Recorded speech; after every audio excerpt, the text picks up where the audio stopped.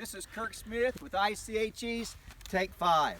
This is our family pet, Maximus. Now, when you live in Bone Gap and you're a homeschooler, you've got to come up with your own fun. Maximus is a fainting goat. So if you're there and you're from PETA, please don't give me a phone call. This is perfectly safe. This is the way they've been bred. Whenever they have fear or they feel attack, they'll lock up and they faint. Maximus is a fainting goat. Proverbs 24:10 says, if you faint in the day of adversity, your strength is small. Many folks say that adversity builds character, and truly it does. But Proverbs 24:10 says it also shows what character we have. Oftentimes in homeschooling, we hit roadblocks. We hit times of adversity and difficulty.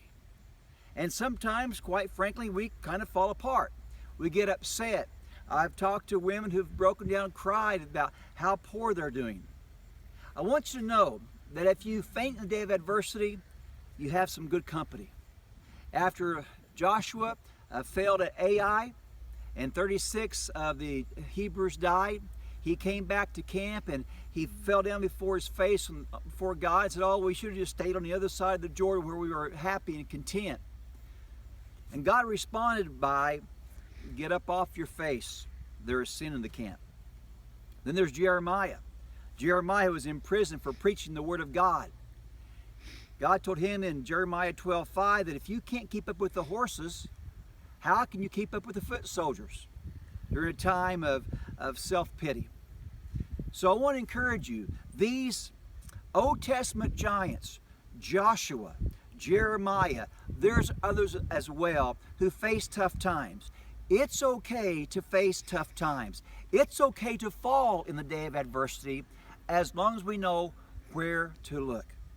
And that's one of the keys to successful homeschooling.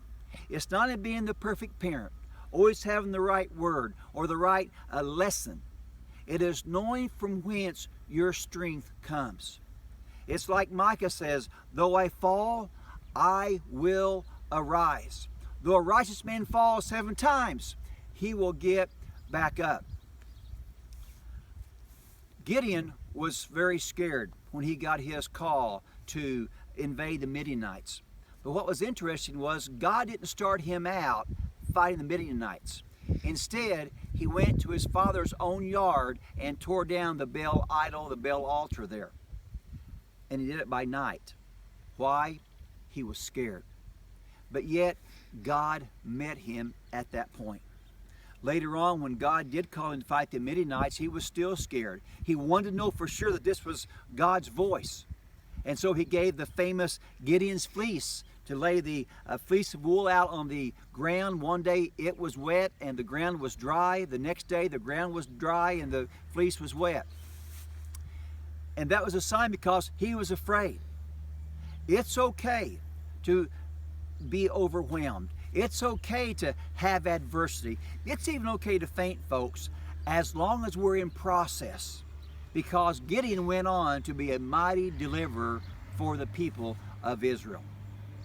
So today, when you smile at Maximus, how he fainted and he got back up, it's a defense mechanism, which I think is kind of funny because if I'm a coyote and I'm chasing Maximus and he faints, I'm going to call my wife and say, hey honey, no carry out tonight, it's sit down dine in.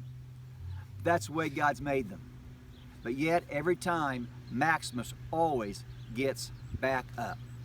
I want to encourage you today in your homeschooling journey. It doesn't matter if you fall in the day of adversity, if you faint in the day of adversity, just so you get back up and know from where your strength comes. This is Kirk Smith with I.C.H.E.'s Take 5.